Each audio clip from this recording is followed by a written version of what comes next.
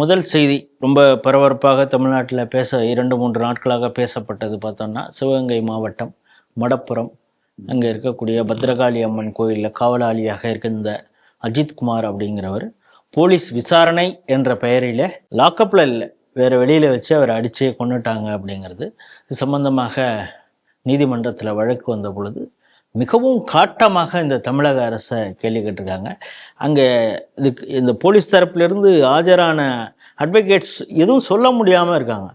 No myeloid no myeloid அப்படிங்கிற ஒரு வார்த்தையை தான் சொல்கிறாங்களே தவிர, வேர் இஸ் த லத்தி, அந்த கரை படிந்த அந்த ரத்தி எங்கே, உச்சந்தலேருந்து உள்ளங்கால் வரைக்கும் அவருக்கு இவ்வளவு மார்க்ஸ் இருக்குது, அவ்வளோ அடி அடிச்சு, இல்லை இது சாதாரணமாக ப்ரூசஸ் தான் அப்படின்னாங்க. அப்புறம் அவர் என்னென்ன காயம் பூண்டு அப்படிலாம் சொன்னப்போ, இதெல்லாம் எதுக்கு இப்படியெல்லாம் போய் சொல்கிறீங்க அப்படிங்கிறது மாதிரிலாம் அவர் கேட்குறாரு.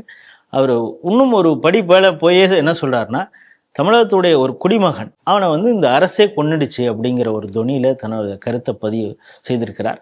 உடனடியாக தமிழக முதல்வரும் அந்த குடும்பத்தோடு ஃபோனில் பேசி ஆறுதல் சொல்லி, இன்றைக்கி பார்த்தா காலையிலே இந்த குடும்பத்தினருக்கு இலவச வீட்டுமனை பட்டா மற்றும் அந்த குடும்பத்தை சார்ந்த ஒருவருக்கு வேலை, அரசு வேலையும் கொடுத்துருக்காங்க. இந்த செய்தி எப்படி பார்க்குறீங்க? அதாவது திராவிட முன்னேற்ற கழகத்தினுடைய வரலாற்றில் சிலரை கொள்வதும் அதனால் பயன் அனுபவிப்பதும் இயல்பான.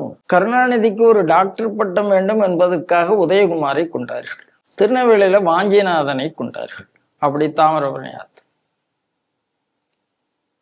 தினகரன் ஆபீஸ்ல 3 பேரை எரிச்சு மதுரையில கொண்டாங்க. பட்டியல் பெருசு, நான் கட்டுன்னு ரொம்ப கிராஸ் பண்ணி போகிறேன். உதயகுமார் தொடங்கி அஜித்குமார் வரைக்கும் பொழுது ஆமா, உதயகுமார்ல இருந்து அஜித்குமார் வரைக்கும் அந்த கிராஃப் ரொம்ப பெரிய கிராஃப்.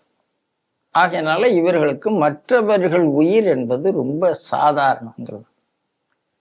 இந்திரா காந்தி அம்மையார் மேலேயே எல்லாத்தையும் எரிந்து விட்டு அந்த ரத்தத்துக்கு என்ன பேசினார்கள்ங்கிறது என்ன தெரியும். நல்ல வேலை அஜித்குமார் ஆம்பளை இல்லைன்னா இந்த ரத்தம் எங்கே இருந்தாலும் பேசியிருப்பாங்களாங்கிறது எனக்கு தெரியாது. அடுத்து இங்க கவனிக்க வேண்டிய விஷயம் தனிப்படை என்று ஒன்று. அதை இப்போ இன்னைக்கு டிசால்வ் பண்ணியிருக்கோன்னு டிஜிபி சொல்றாருன்னா, அந்த தனிப்படைக்கு என்ன கான்ஸ்டிடியூஷனல் ப்ரொவிஷன் இருக்கு? அதாவது கான்ஸ்டிடியூஷன் ஐ மீன் அதுக்கு சட்ட ரீதியாக என்ன அங்கீகாரம் இருக்கிறது? நீங்க பேங்க் இருக்கு சார், பேங்க்ல வாராக்கடனை வசூல் பண்ணதுக்காக ஒரு அடியாட்களை தனியார் வங்கி வச்சிருந்தது. நீங்க அதை உச்ச நீதிமன்றமே கண்டித்த நிலை வந்தது. அதே மாதிரி காவல்துறையில ஒரு தனிப்படை என்றால் எதற்கான தனிப்படை? அதுக்குன்னு எஸ்பி உண்டா, அதுக்கு டிஎஸ்பி உண்டான்லாம் நமக்கு தெரியல. ஆமா, அவங்க எல்லாம் பேரன்பாடியில் தான் இருக்க முடியும் என்றாலும் கூட வாட் தனிப்படை எனக்கு புரியல. அடுத்தது நீதிமன்றம் கேட்ட கேள்வி நல்ல கேள்வி. லாக்கப்ல எடுத்து வைத்து விசாரணை செய்ய வேண்டியவரை எதுக்கு கோயிலுக்கு பின்னால எடுத்துட்டு போறீங்க, அங்க வச்சு அடிக்கிறீங்க, வேற எங்க கூட்டு போறீங்க, அங்க வச்சு அடிக்கிறீங்க? எஃப்ஐஆரே பதிவு செய்யப்படாமல் இந்த கேஸ் நடந்தது. எஃப்ஐஆர் பதிவு செய்யப்படாமல் ஒரு வழக்கு விசாரணை எப்படி நடக்கலாம்? இன்னொன்று, போலீஸ் எப்பவுமே இது போல இந்த நகை திருட்டுன்னு சொன்னா இவ்வளவு வேகமாக என்னைக்குமே அவங்க செயல்பட்டு நம்ம பார்த்திருக்கவே மாட்டோம். இல்ல, தமிழ்நாட்டுல ஏகப்பட்ட நகை திருட்டை. இப்போ ஒரு ஆர்டிஐ போட்டா எத்தனை நகை திருட்டு, என்னென்ன நடவடிக்கை இருந்ததுன்னா கொடுக்கணுமா கொடுக்க வேண்டாமா கேட்டா தெரிஞ்சு போயிருமா? ஒரு நகை திருட்டுக்காக அப்படின்னா இதுல அப்படி இல்லை. அதாவது அதேதான் அண்ணா பல்கலைக்கழகத்தில் யார் அந்த சார் என்று கேட்டோமோ அதே மாதிரி யார் அந்த IAS அதிகாரி, இதான் கேள்வி. இப்போ நம்ம இது ரெக்கார்டிங் போயிட்டுருக்கு. இந்த நேரத்தில் இன்னொரு அதிர்ச்சி செய்தி வருது. இந்த யார் காணா போயிருக்குன்னு சொல்லியிருக்காங்களே, இந்த நிக்கிதாங்கிறான், இவங்க மேலே மோசடி வழக்கு ஏற்கனவே 2 வழக்கு இருக்குதான். இல்லைங்க, இப்போ அது வந்துட்டு இருக்கு. நிக்கிதா மேலே உள்ள வழக்குகள்லாம் வந்து கொண்டு இருக்கிறது. நான் என்ன சொல்கிறேன் உங்களுக்கு, அந்த காவலாளிங்கிறதுக்கு அவன் எத்தனை வருஷமா வேலை பார்க்குறான், அவனுடைய ரெப்புடேஷன் என்ன என்பது எல்லாருக்கும் தெரிஞ்சிருக்கும். தெரியாமலாம் இருக்காது ஒரு கோயிலில். ஆனா திடீரென்று அவனை எடுத்து, அதாவது 28ஆம் தேதி புகார் பண்ணி இருக்கிறார்கள். அப்ப எஃப்ஐஆர் என்னைக்கு வந்திருக்கணும் எனக்கு புரியவே இல்லை. அதுக்கப்புறம் நீங்க விசாரணைக்கு எடுக்கிறீங்க, அது எப்படி எஃப்ஐஆர் போடாம விசாரணைக்கு எடுத்தீங்க?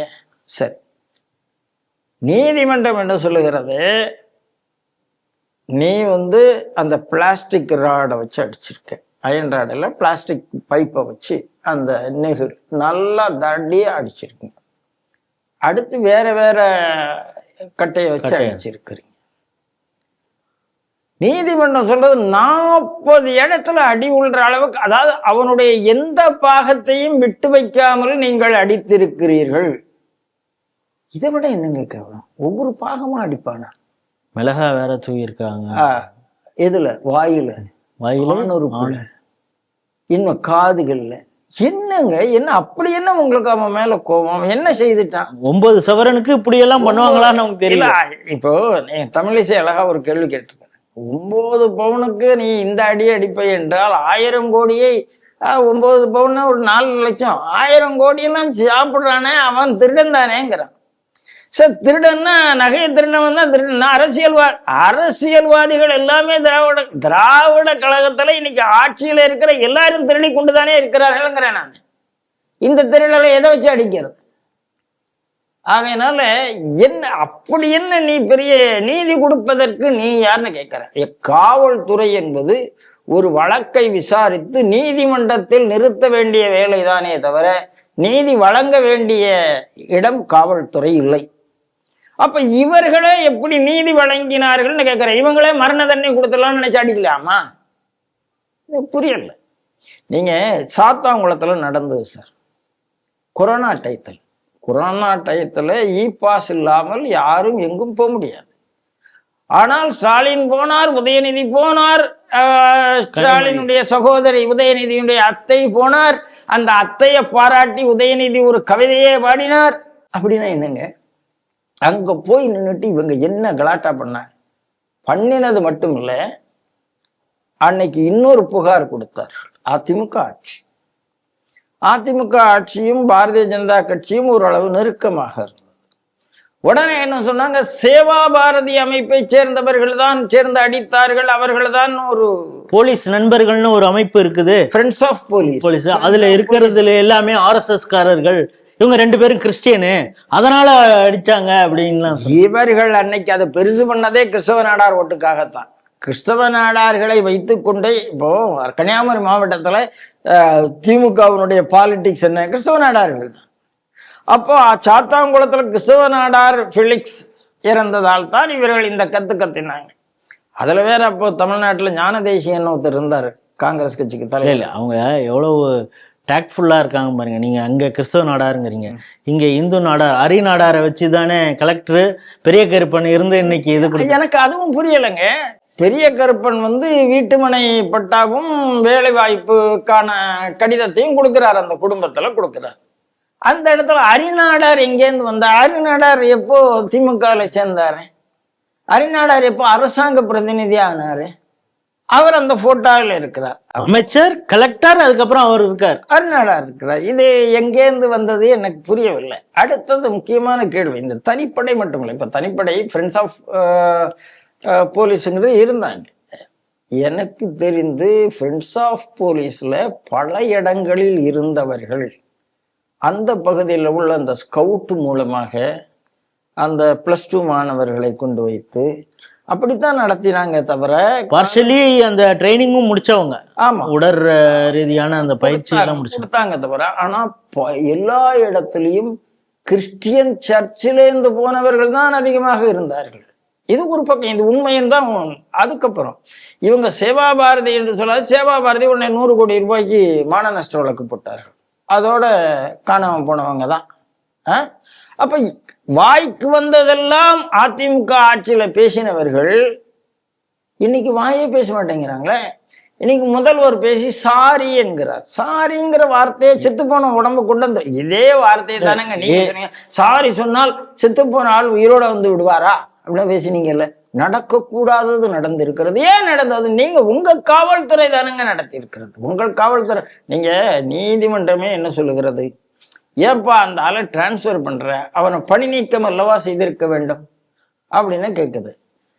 இந்த சம்பவம் நடக்கும் போது மானாமதுரையினுடைய காவல்துறையில மாவட்ட காவல் கண்காணிப்பாளர் இருந்ததாக புகார் வருகிறது. என்ன எனக்கு புரியவே இல்லை. அப்போ மொத்தத்துல இந்த திருப்புவனம் விஷயம், இதுல ஒரு திருட்டை விட வேறு நிறைய விஷயங்கள் இருக்கின்றன என்பதுதான் நம்ம பார்வை. யாருடைய மேலே இருந்து ஒரு அழுத்தம் கொடுத்திருக்கிறாங்க, அதை எடுத்துக்கிட்டு தான் இந்த வேலையை எடுத்தாம ஏதா இருந்தாலும் சார், இன்ன வரைக்கும் நீங்க திருடனை கண்டுபிடித்து விட்டீர்களா, இல்லை இந்த காணாம போன நகையை மீட்டு விட்டீர்களா, இதெல்லாம் பண்ணிட்டு நீங்க எடுத்தவரை அடிச்சா கூட எனக்கு புரியுது. விசாரணை என்ற பேரில் ஏன் அடித்தீர்கள்ங்கிறதா எனக்கு புரியல. சரி, விசாரணை கூட லேக்கப்பில் தானே வச்சிருக்கணும், ஏன் வேலையில கொண்டு போனீங்க? அதனால இதுல மொத்தமாக அன்லாஃபுல் ஆக்டிவிட்டிஸ் எல்லாம் காவல்துறை என்பது பயங்கரவாத துறையாக இருக்கிறது. அதாவது ஸ்டேட் டெரரிசம் என்று சொல்லுவார்கள் அல்லவா, அந்த state terrorism has been unleashed by the DMK police force, அப்படித்தான் சொல்லுவேன். நாட் ஸ்டேட் போலீஸ்னு சொல்லுவேன் நான். State terrorism has been unleashed by DMK police force. இதுதான் நடந்திருக்கு. இதுக்கு என்ன நீதி கிடைக்கும் நமக்கு தெரியல. ஆனால் உடனடியாக அதாவது பாருங்க, அதே மீண்டும் நான் சாத்தாங்குளம் விஷயத்துக்கு போறேன். இந்த சூர்யான ஒரு நடிகர் உண்டு. அந்த நடிகர் வானத்துக்கும் பூனைக்கும் குதிச்சார். இப்ப செஷல்ஸ்ல இருக்காரு. இப்போ ஆமா, இருக்கிறதுலே பெரிய இளநீ எப்படி இருக்குன்னு போட்டோலாம் போட்டுட்டு இருக்காரு. அடுத்து இந்த சத்யராஜன் ஒருத்தர், அவர் வானத்துக்கும் பூமிக்கும் குதித்தார். ரஜினிகாந்த் குதிச்சாரு சார், வானத்துக்கும் பூமிக்கும் குதிச்சார். உடனே அப்படி எடுக்கணும். இதுவரைக்கும் ஒரு நடிகர்கள் பேசவில்லை இதை பத்தி. நான் என்ன சொல்றேன், அதுக்கு நீங்க என்ன காரணம் இருக்கணும்?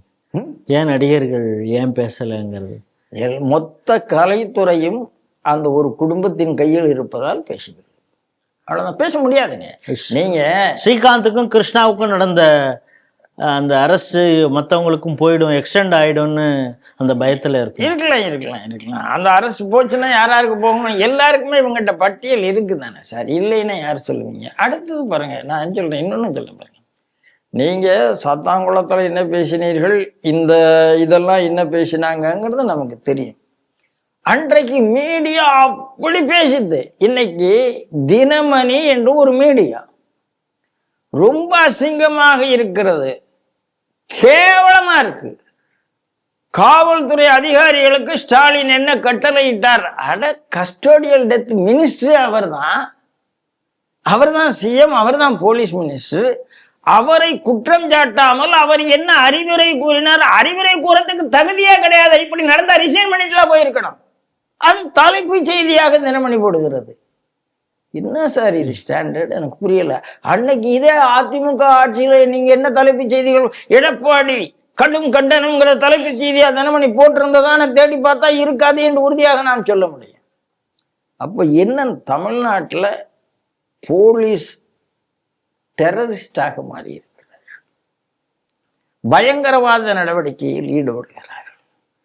சார், நான் போய் கம்ப்ளைண்ட் கொடுத்தா என் கம்ப்ளைண்ட் எடுக்கிறது இல்லை, அவங்க கம்ப்ளைண்ட் எடுக்கிறீங்க. யாரோ ஒரு ஐஏஎஸ் ஆபீசர் பேசினால் எனக்கு புரியவே இல்லை. அப்ப எல்லா இடத்துலையும் அங்கே ஒரு சார், இங்கே ஒரு ஐஏஎஸ் ஆபீசர், பின்னாலே யார் யார் இருப்பாங்களோ, இப்படி போய்கிட்டே இருந்தா இந்த அரசாங்கத்தை யார் சார் நம்புறது? நடந்தது நீதிமன்றமே சொன்ன மாதிரி மாநிலம் தன்னுடைய குடிமகனை கொண்டிருக்கிறது. ஏன்னா அரசாங்கத்தினுடைய மிஷினரிங்கிறது தான் மாநிலம், கொண்டிருக்கிறது தன்னுடைய குடிமகன். இனிமே அந்த குடும்பத்தை என்ன செய்வார்கள், எப்படி மிரட்டுவார்கள், நீங்க வாங்கிங்க வாங்கினேன்னா அடுத்தாப்புல என்ன ஆகும் அதெல்லாம் தெரியாது, நமக்கு தெரியாது. ஆனால் இன்னைக்கு வந்த செய்தி, புகார் கொடுத்தவரே யோக்கியமானவர் அல்ல. அப்படி அடுத்த செய்தி இப்ப வர ஆரம்பிக்குது. இன்னும் புது புது கதைகள் என்ன வருகிறதுன்னா